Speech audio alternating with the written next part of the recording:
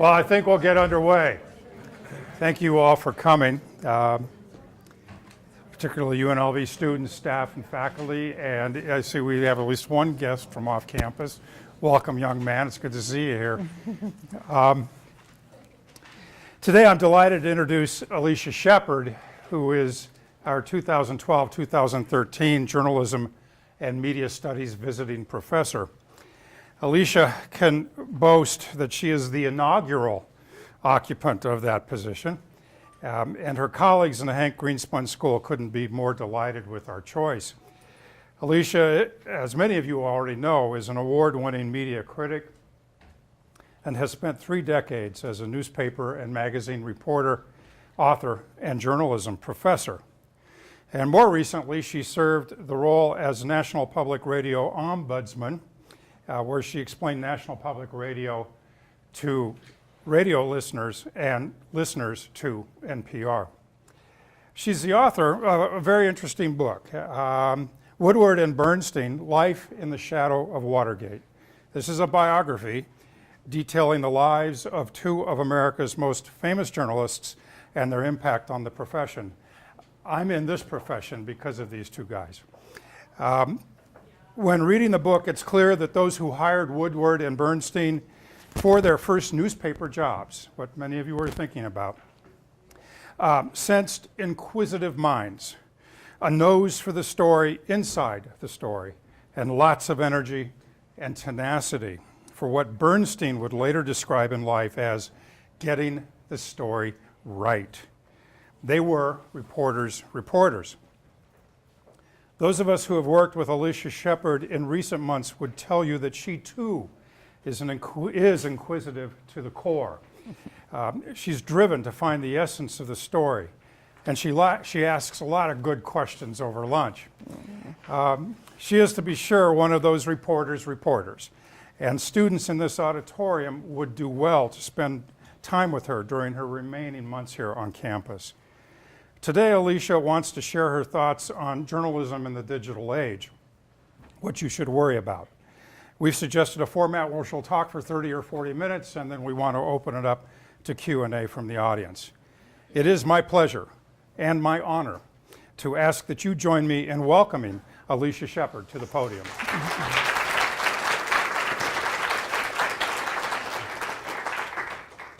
Thank you. Some might call me inquisitive, and others might call me nosy.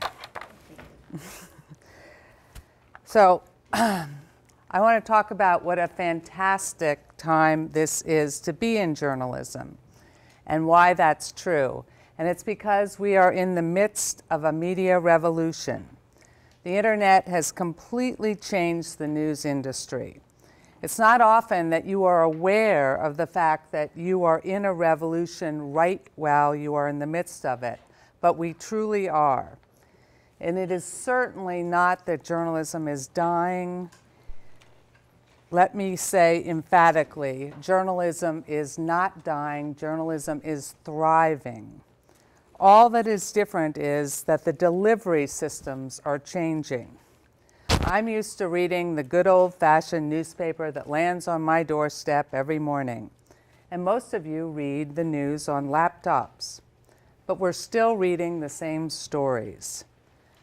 And now, because of the internet, instead of my getting my news solely from KNPR, the Review Journal, and the New York Times, there are thousands of more sites for all of us to snack on.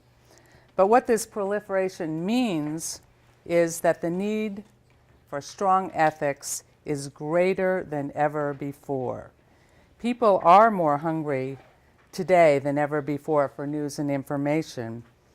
But as we all know, things are evolving at such a fast and furious pace that we have to be careful. And just to give you an idea of how fast the world has changed in comparison to what has happened with other technologies, I'm going to offer these statistics from UCLA's Center for Communications Policy. So they compiled statistics on how long it took to equip 30% of homes with a new technology. So it took 46 years before 30% of homes had electricity. It took 38 years for the same for telephone. It took 17 years for TV, and it took 7 years for 30% of American homes to have the internet.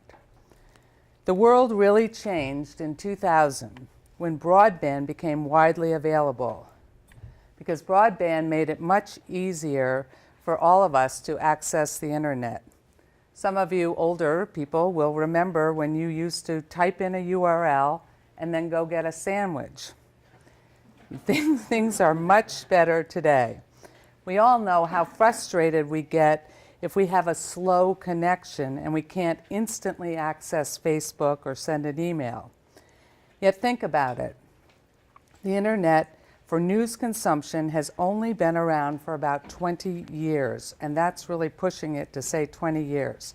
And it's only been 12 years since broadband has become popular, widely used. And yet, the internet has transformed and dramatically changed our society. You ask any historian, 20 years is nothing. I started covering the media stories involving the internet in 1995. We barely knew what the internet was capable of for journalists. One headline read, "Webward Ho." It was the title of a March 1997 piece I wrote for American Journalism Review. And it said that the chance to be a pioneer in an exciting new medium is hiring traditional print and broadcast journalists to MSNBC on the internet.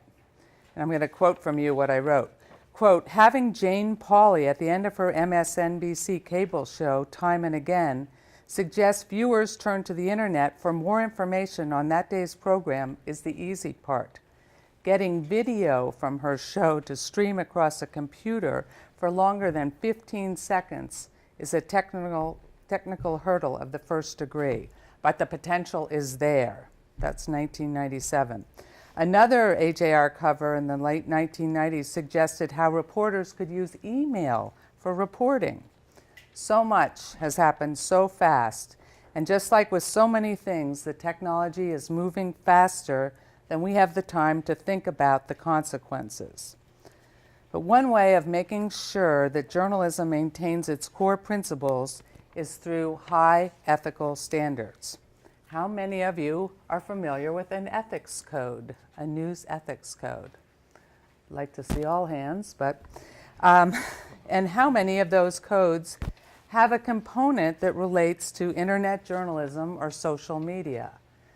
I can tell you that very few do. NPR, where I worked for 4 years, came out with social media guidelines in October of 2009, 3 years ago, and they were pioneers. We should have the same ethical standards online as we do for the legacy media. In the digital age, nothing is forgotten or gone forever.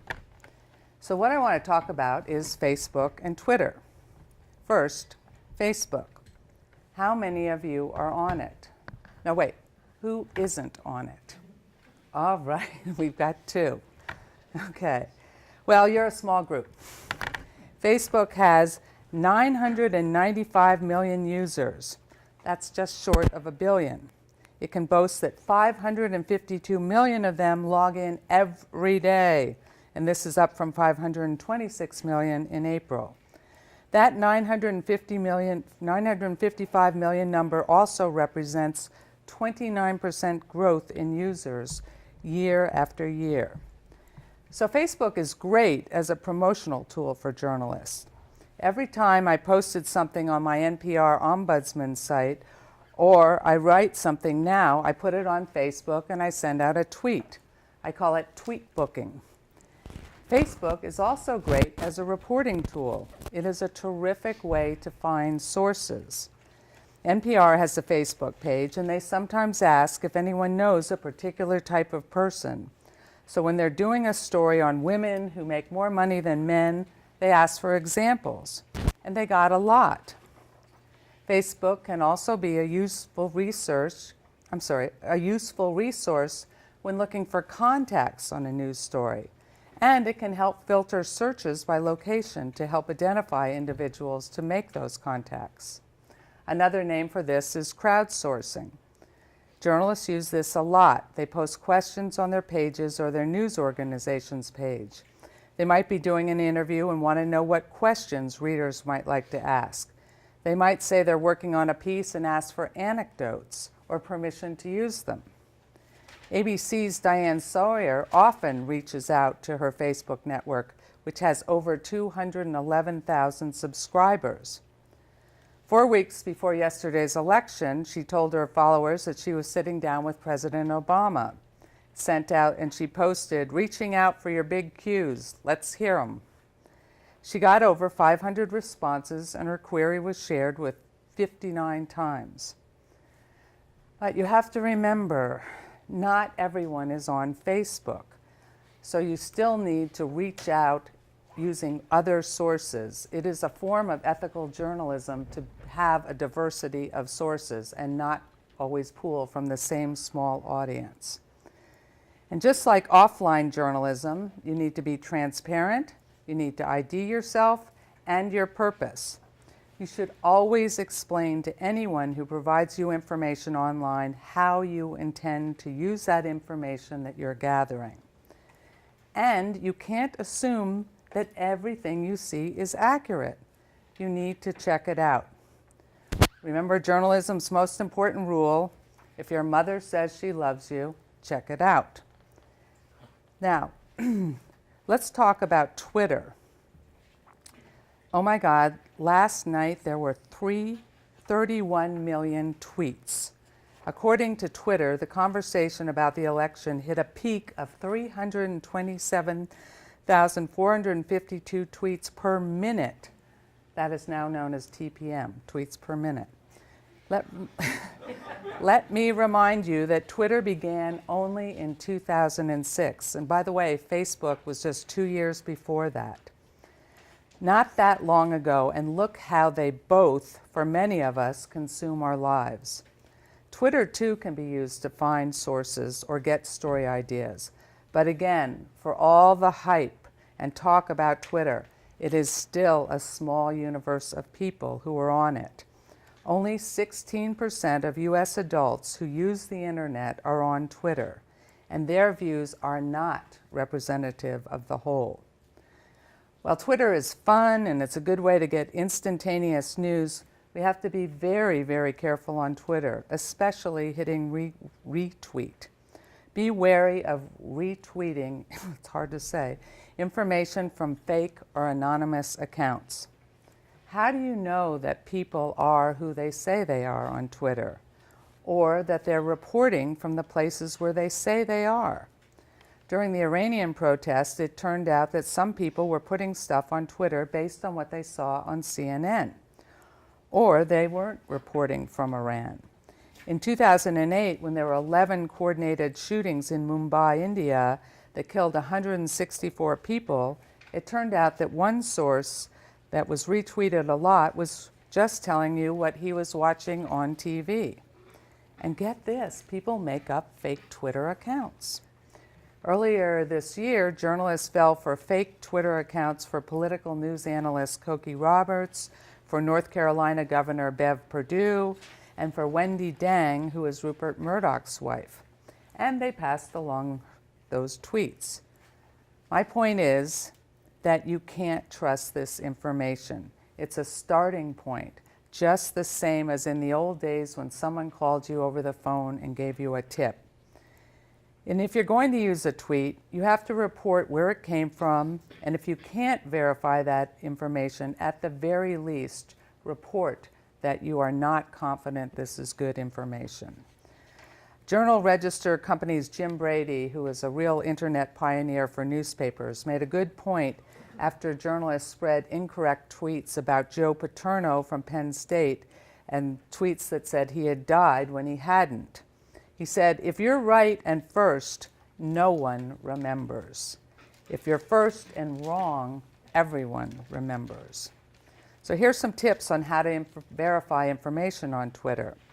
Look at the bio. If there's not a name associated with it, be cautious. Try direct messaging that person to see who they are. Check the location if it's in the bio. If they say they're from Colorado and they're tweeting pictures from the East Coast, that should raise a red flag. Be especially skeptical of tweets that say breaking news if they come from someone who's not with a news organization. The bottom line, be wary. Do quick research before spreading information from an account that you're not familiar with. Have any of you heard the Twitter name @ComfortablySmug? He was widely followed and retweeted during Hurricane Sandy.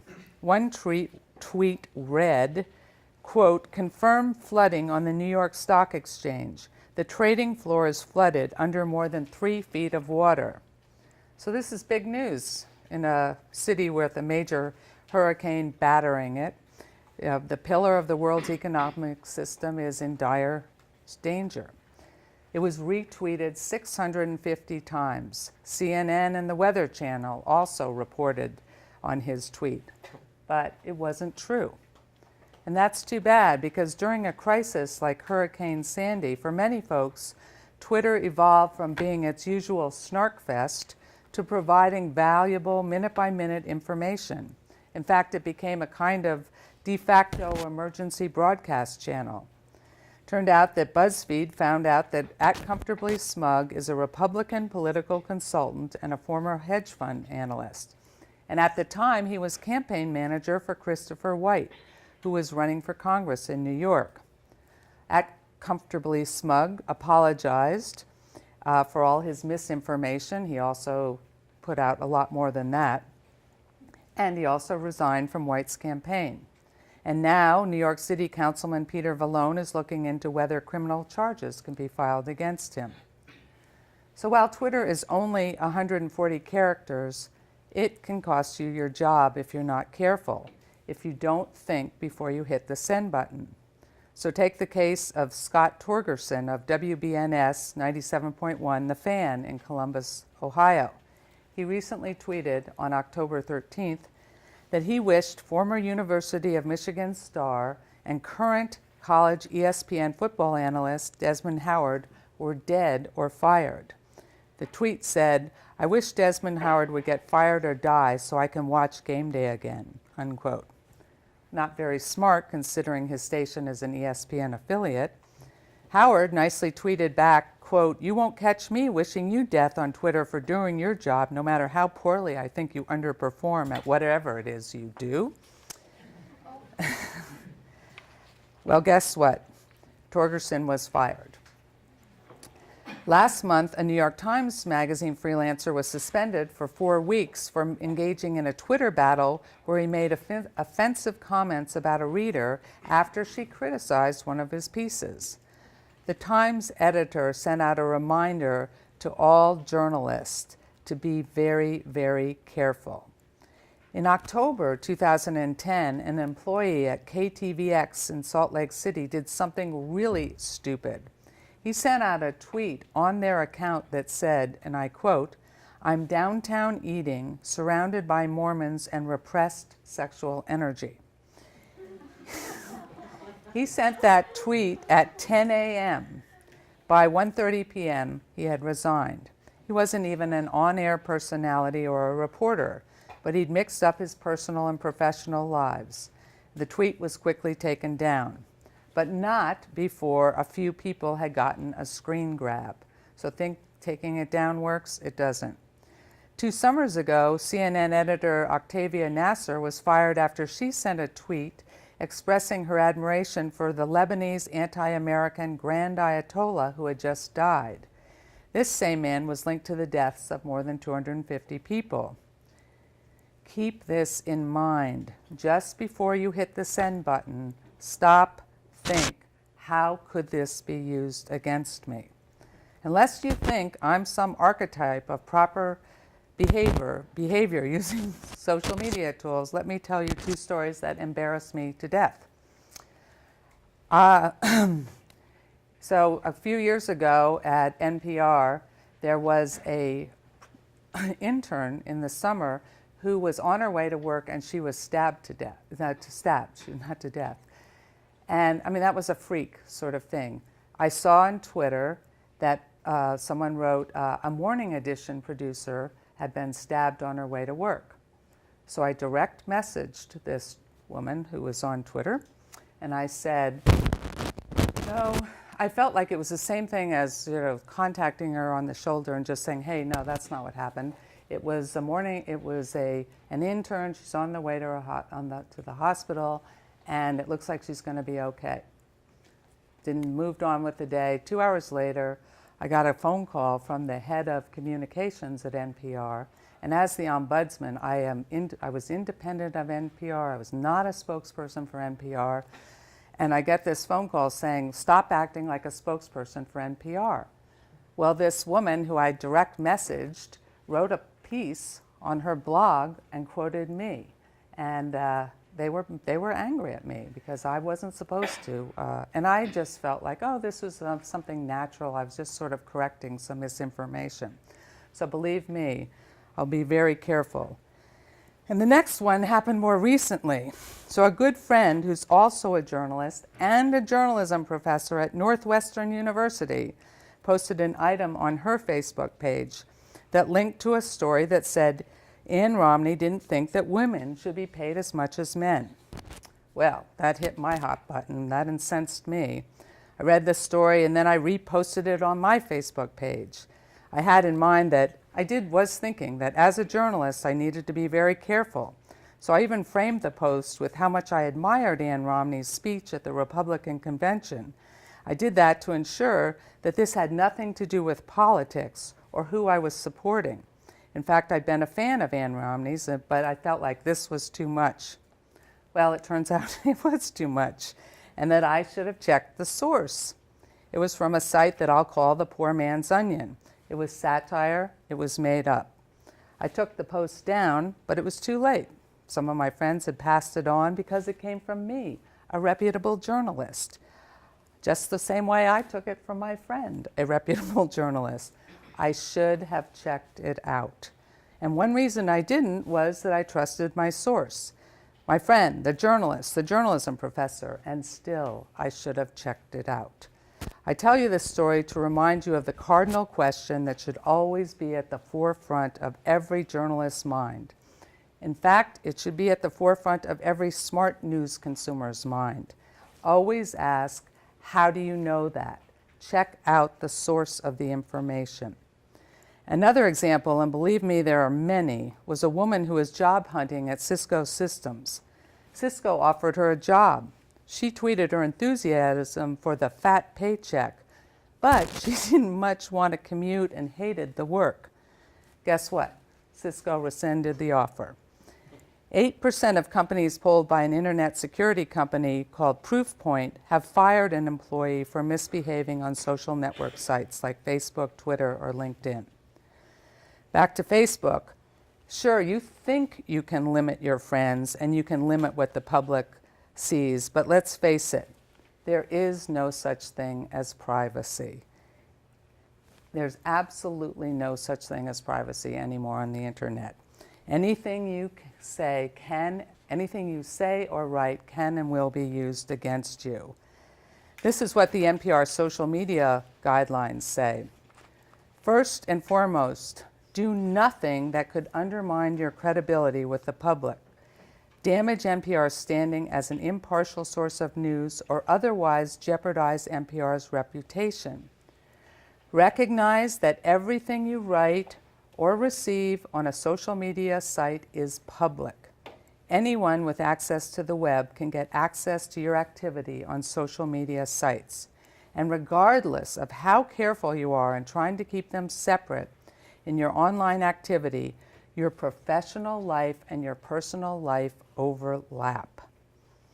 You should conduct yourself in social media forums with an eye to how your behavior or comments might appear if you were called upon to defend them as a news organization. In other words, don't behave any differently online than you would in any other public setting. As journalists, we are usually very good, or have been, about keeping our personal lives and our professional lives separate. But with Facebook, Twitter, and other social media tools, things have a way of getting intertwined. So my point is that you have to be thinking all the time that we now live in a world, and I'm sure my students know what I'm going to say next, where the mic is always on. What was most shocking to me about Mitt Romney's dismissing 47% of Americans as feeling entitled was not that he said it or that he believes it, but that he thought he could say something at a private dinner and it wouldn't get out. This is 2012. What was he thinking? So tattoo this across your forehead. There's no such thing as privacy. The mic is always on. Whether we intend it or not, we have traded access and all its rewards for our privacy.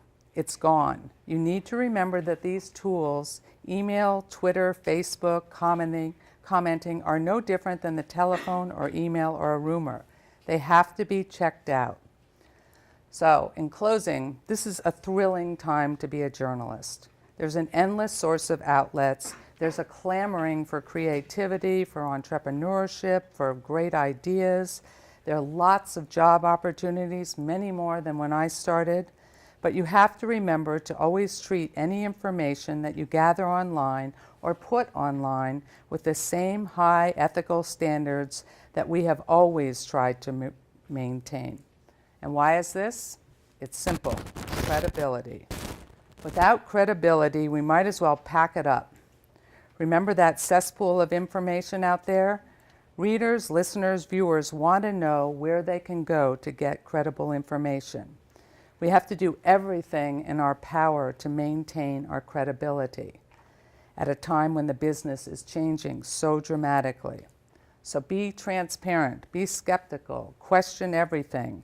It will help strengthen your journalism and you as an educated news consumer. Enjoy the revolution, but in this revolution, we need to use high ethical standards all the time instead of guns. We need to always fight for quality information by being very careful with your online presence. Make sure to challenge information you're suspicious of. Be accountable and keep others accountable. And again, remember, we are in the middle of a revolution, so no one can really see the end. And if they say they can, they're lying. Thank you.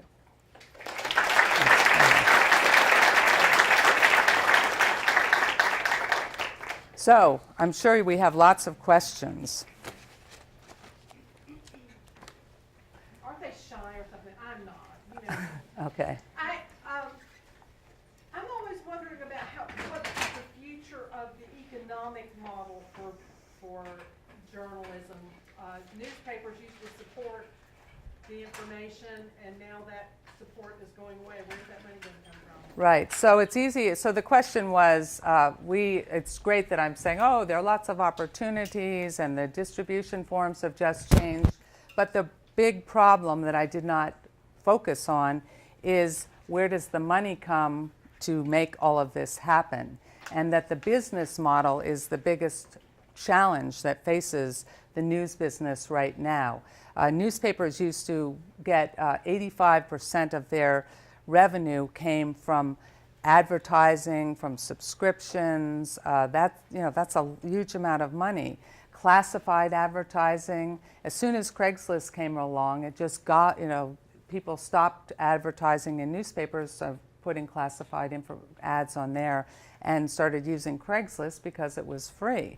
So that, is there an answer to that? One answer that a lot of news organizations have decided to use are paywalls, where they give you a little for free and then they want you to pay for the remainder, i.e. you could either pay per story or you can pay if you get a subscription to that newspaper, then you'll have free access.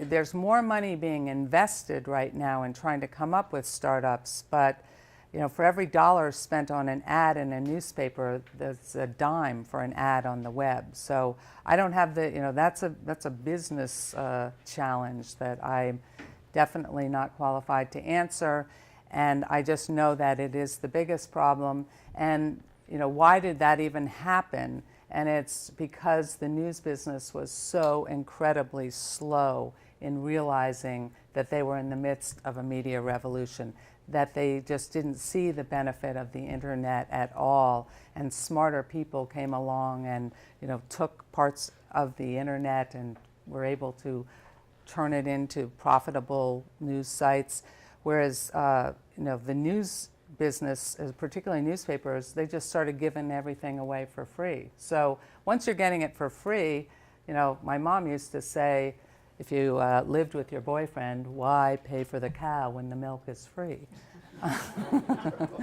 Well, why pay? Well, who wants to pay? Now we have an expectation. The society has developed an expectation that the internet is free, and we don't like to pay for it. And I think, in 10 years we probably will. But right now it's at a point where it's just, it's a struggle. And places like the Washington Post, which has a much greater reach on the internet than it ever did in the Washington, D.C. area, are letting people go because it is a publicly held company, and it's not making money because people are not subscribing because they can get lots of information all across the internet, and if they want to know what's going on overseas, they might think that the BBC is a better site. So in that sense, that's the gloom and doom of that answer, and nobody has come up with a good solution. Now, the New York Times has a paywall, and it seems to be working because the New York Times does quality journalism. People know they can go there, they can trust it. But a lot of sites are going to just sort of fall by the wayside as things shake out. Yes, Jordan, one of my students. All right. So if you're doing a story and you contact your source on Facebook and you identify yourself as a journalist and they accept you, and the information they have posted on their Facebook connects to the story somehow, is it fair game for you to use, since you said stuff on the internet, Wait, you have to, yeah. If Okay. your source accepts your friend request. Okay, so you have I'm going to repeat the question so everyone can hear. So you're saying there's a source and you friend them on Facebook. Mm-hmm. Then. And you identified yourself as a journalist and they accepted it. Okay. And information on their page or whatever, is it fair game to use? Okay, so you have a source, you friend them, they accept it. Then do you have the access, or is it now for free-for-all? Anything on their page you can use without checking with them, would you say? And I would say no, because that would be unethical. That what you might do, or what I would suggest you do, was, I see you posted something on Facebook, I'd like to use it for my story, here's why, and explain to them and get permission for them to use it. Now, could you use it? Yes. And what do I say? I say over and over that we are at a point in journalism where, yes, we can, but should we? So it's always like, yes, you can do that. Once you've gained access to that site and they've friended you, yeah, you could do it, but should you do it? And how would you feel if someone did that to you? So I think it's better to behave ethically, because in the short term you might get a good story, but in the long term, that person, for all you know, could start a Twitter campaign against you, or go on your page and just start writing all this smack about you. Yes. I guess my question is, so there seems to me to be two categories of the cases that you talked about. The lady who expressed admiration for the Ayatollah, and the gentleman who was critical of LDS people, seem to just be expressing opinions. And at what point, I guess, is the climate going to change where people can express opinions as opposed to acting unprofessionally or wishing death, which I think is a different category, where people can express opinions and not fear for their jobs? I mean, I don't think that someone should be punished in terms of their career for admiring an Ayatollah who may have done good things in addition to being linked to the death. Did everybody hear that question back there? Okay.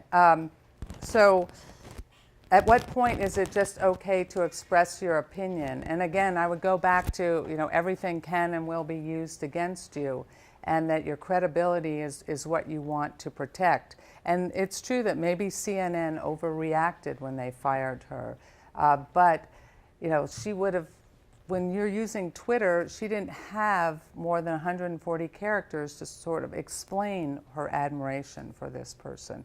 And it may, she may have asked CNN, could she do reported, well thought out blog post on their website that I think might have been a more effective way of doing this, to say that, all of us have good and evil, and you can't just focus on, I guess, well, in general, you want to look at a person as a whole person and not define them by one thing. But 250 people is a lot of people to be responsible for their death. So in the case of the person who worked for KTVX, I mean, that is the news channel. He was tweeting about on their Twitter account, and they have to be thinking all the time about their credibility and not making fun of Mormons and the very people who are going to be listening to their show. So I just think, go over and over, should I send this? What's the impact of that? And it's so easy to hit send. And I've told you, I've wished to pull back a few things. Yes? I have the same question that he had, basically. Oh, same question? But no, do you think that, so you're basically saying that it's not ethical for us to be posting our own comments. So should we have two different mediums, one that is used for professional purposes, and then one that is used for our friends and family? Because in many of the cases, we're raised here and have this social media for friends and family. Right. So the question had to do with the fact that should you have two Facebook accounts or two Twitter accounts, so that you are tweeting, separating your personal and your professional life. And I just feel like we've passed that point where you can separate your personal and professional life, and that, I don't know, would one of them have your name and then the other be an avatar? I don't know how you would do that, but I just, I think you just have to be, if you want to be a journalist, and then you just have to, you've given up a certain amount of freedom, is how I see it personally, that my credibility is more important to me than posting what I think about Barack Obama or Mitt Romney. So that's a personal decision, but all I'm saying is be aware. I mean, when you hear of employers asking for your password to look at your Facebook page, I mean, number one, you should just say, well, no, thank you, I don't want to work here. But that's the world that we live in. Admissions counselors are looking at Facebook pages, and it's kind of sad. I mean, another ethical issue is, okay, should we take stuff down? Can we take it down? There was a case of a woman who, 20 years old, and she'd had 2 DUIs, and in one there had been some serious damage done, to someone had been seriously injured. And now it was 15 years later, and this was still dogging her, these articles that had been in the newspaper. And she felt like she was a very different person than she was, 15 years ago, when she drank too much and was irresponsible. And she asked that they take down these articles because they would be the first things that would pop up. And you can't take back information. You can't unpublish information. As I said, people take screenshots, they repost tweets. It's not, you can't control it. Once it's out there, it's gone. So it's a different world, and it's a trade-off. Like I said, we have said we want this great access. We want to be able to buy things, and we want to be able to contact people all over the world for free on Skype or Facebook. And so the trade-off is that we've given up our privacy, and we have to just be aware of that, and how you want to manage that is really your personal decision. Yes? For those journalists who do decide to use social media sources or sources from social media sites, how do you think they should deal with the issue of confidentiality? Because if it's always out there, it's kind of difficult to promise that person that. Right. So she's saying, how do journalists who are using social media, you think about confidentiality, or how do you handle confidentiality? And I would say that we still have the phone, and we still have the ability to meet in person, and that anything that there's a little more modicum of privacy in that situation. I mean, I now feel like unless I'm having a conversation with you, I should be very careful that something isn't going to be repeated. I find myself doing this a lot if I'm talking to people, which is really like, oh my God, and I'm just talking to some people. So if I wanted to have any sort of a confidential relationship, I would not do it online, or I would take it to an email where at least you're going back and forth with one person, but not in any way does social media afford you any confidentiality. Yes? Given the culture that people can access things for free when there's such a thing as like the firewall that you were talking about. Paywall, yeah. Yeah, there was a firewall. Mm-hmm. There are a lot of bloggers, for instance, that quote articles, and many people are fluctuating to those sources instead of having to pay for their stories. Right. However, these people are not all the time trained journalists. I'm just wondering what your thoughts are on the quality of journalism related to the new culture of free articles online. So I think she's asking me about blogging and the fact that bloggers often take information from reputable news sources. They sometimes use it as their own. They sometimes will sort of over-aggregate, give you so much information, Gawker's very good at that, that there's no reason for you to go to the original site. And that is really a form of theft. You're stealing from someone else. So the question of who is a journalist and how people behave who are bloggers is sort of the new frontier because it's very easy for people who are not trained as journalists. And in my class we're reading a book called Trust Me, I'm Lying by Ryan Holiday, who really lays out this sort of lack of ethics on the internet, especially with bloggers who will take other people's information, or they'll try to plant something and get enough buzz that it sort of works its way up the food chain, and then it's on the Today Show. And that all you want, and the way that you are paid on the internet if you're a blogger is by the number of hits. So what's your incentive to have context or nuance? Your incentive is to get people to come and read your stuff.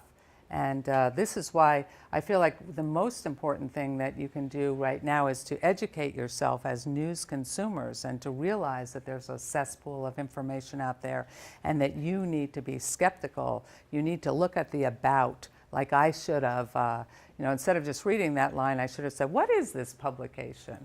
And I should have gone on there or looked at Wikipedia, used Snopes. I mean, many of you know there's lots of ways to check information online very easily. Yes? I see a lot on professional journalists' Twitter accounts. In their bio, it says retweets are not endorsements. Yes. Is that a significant enough disclaimer? Okay, great question, Alexia. She said that you notice on a lot of journalists' bios that it will say retweets are not an endorsement, as though you're passing along information, and so you're just passing along because you think it's interesting. But the reality is that I think that's just bogus. I mean, I think you think it's protecting you, but I think that you have to be careful about what you are passing along, and I don't think that exonerates you or makes it okay. That's how I see it. Now, someone else might disagree with me, but I don't think that gets you off the hook in terms of being careful with what you retweet. And retweeting is really probably the most dangerous thing. When I was at NPR, they broke a story saying that Congressman Gabby Giffords from Arizona, who had been shot, had died. And that went out on the newscast, and then Andy Carvin, who tweets vigorously for NPR, immediately tweeted that. And then other news organizations, because it came from NPR, and NPR is a reputable news organization, that just got wildly retweeted, and then it got on the news. And of course, she hadn't died. And the reason, when I went back and did an anatomy of how did that get on the air, and where was the weak point, and how had the mistake occurred, it was very clear to me that the reporter who was out in Tucson, called the sheriff's department and just said, any updates? I mean, she was shot on a Saturday morning in front of a grocery store. And this really was, NPR is not known for breaking news. But in this particular incident, Congressman Giffords was holding a come talk to your congressman in front of like a Safeway, and the news director for the local public radio station's wife was shopping. So, she's shot. The wife quickly calls her husband. He gets down there. They report that she's been shot. So they broke the story. They owned the story. And then I think largely because this happened on a Saturday, and Saturdays tend to be staffed with younger people, less experienced people, fewer people. What should have happened next didn't happen, and it should have. And they made a decision to go on the air based on another reporter out in Tucson calling the sheriff's department and saying, what's new, what's the update, what's the latest, and the spokesperson for the sheriff's department said, well, she died. And he said, oh, you sure? Yeah, she died. And he did not ask the question, how do you know that? Because he went back and asked that question, again, the one I stress over and over. And it turned out that this was just like a game of telephone. He knew that because another sheriff had said they'd heard that, and there was no documentation that she had died. It was just all pretty much based on hearsay. And it came from the sheriff's department, which could be construed as a credible source. And what was amazing was that NPR just reported that she died. They didn't even attribute the information, and they should have, because at least they would have been able to put the onus on the news source. Yes? Okay, so I see a lot of people say, well, I checked Snopes, and Okay. it said it's good. But we've been treating Snopes as if it's some infallible source Right. to fact check.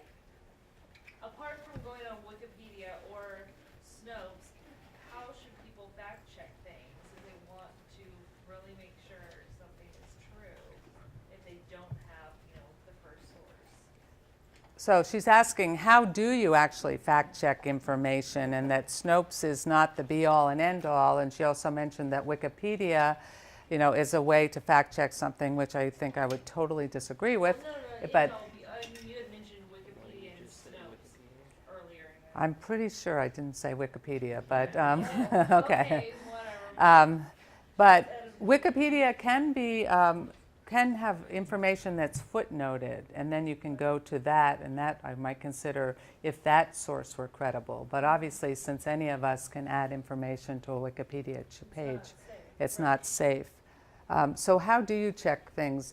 I think you have to use your skills as a reporter. I mean, you first of all, if you think that something like sounds too good to be true, then, I'd have to know what exactly you were asking to check, because, there are lots of different ways of checking information. If it were about politics now, there are quite a few sites like PolitiFact, and the Washington Post has a fact-checking site that you could email them and ask them, is this true? Or I've just read this, I've just heard this. Calling people on the phone and asking them, or I still, what sort of puzzles me in the internet age is how often I hear from students, well, I emailed them and they never email me back. I'm like, well, did you call them? Well, no.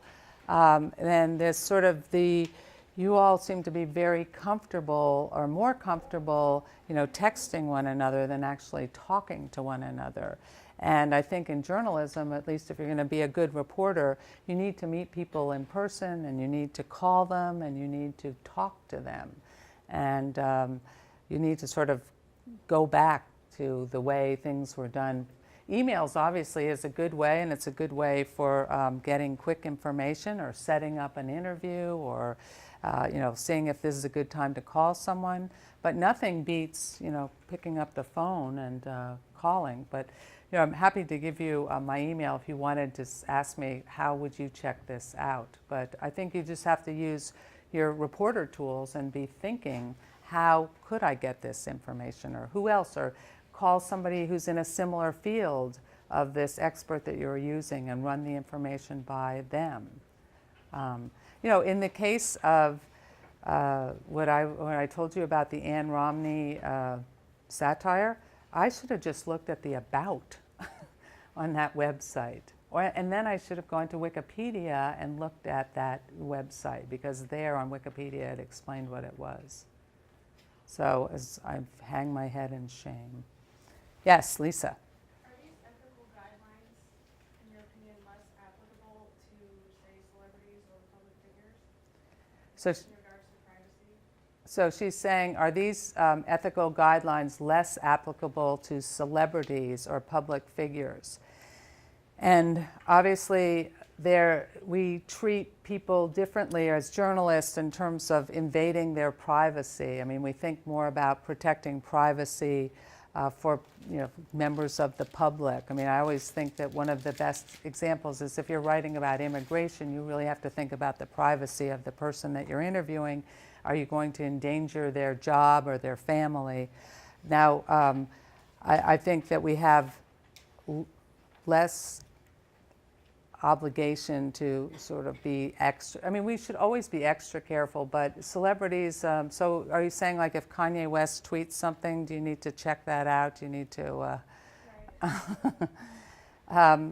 I will say that on the internet, I think, like with tweeting and with celebrities, that you would just be very careful to point out that this is what Kanye West is, or someone is tweeting under the name of Kanye West, or check out his site, or Andy Carvin, who's again the social media guru at NPR and has been long before anybody else sort of got the idea that Twitter was a cool thing to do, talks about triangulating, just like checking out information in different ways so that you see that, okay, that is possible, that is true.